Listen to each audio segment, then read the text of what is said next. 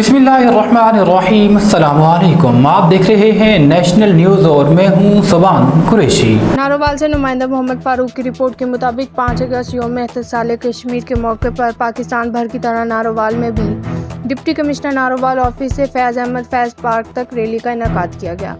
Rally की क़यादत additional deputy commissioner revenue flying lieutenant retired Ahmad Haroon ने की। तमाम महकमों के अफसरान, सिविल सोसाइटी और मीडिया नुमाइंदगान ने भी शिरकत की। इस मौके पर अहमद हारून ने मीडिया से गुफ्तगू करते हुए कहा, भारतीय फ़ौज ने जन्नत नज़ीर वादी में मासूम कश्मीरियों पर जुल्म के पहाड़ ढाए और कश्मीरी जुल्म बर्दाश्त कर रहे हैं। आज से 6 साल पहले हिंदुस्तानी हुक्मरानों ने कश्मीर के स्पेशल स्टेटस को ख़त्म करते हुए वादी को हिंदुस्तान में मदगम करने की मज़मूम कोशिश की, जिसे कश्मीरी अवाम के साथ साथ दुनिया भर में नफ़रत की निगाह से देखा जा रहा है। हम आज के दिन इस बात का अज़म करते हैं कि हम अपने कश्मीरी बहन भाइयों के लिए आवाज़ बुलंद करते रहेंगे।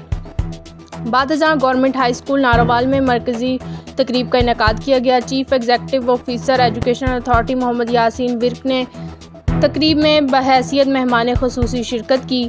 इस मौके पर मुख्तलिफ स्कूलों के बच्चों की जानिब से कश्मीरी बहन भाइयों के साथ इज़हार यकजहती और यौम इस्तेहसाल के मौके पर तकारीर की गईं और टैबलो पेश किए गए। तकरीब से खिताब करते हुए CEO एजुकेशन मोहम्मद यासीन विर्क का कहना था, आज हम कश्मीरी बहन भाइयों के साथ यकजहती के लिए जमा हुए हैं।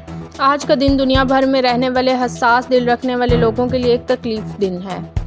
कश्मीरियों के साथ हमारा जो ताल्लुक़ है वो दुनिया के तमाम तर ताल्लुकात और रिश्तों से बालातर है। असातिज़ा और तलबा की कसीर तादाद ने भी इस मौका पर तकरीब में शिरकत की।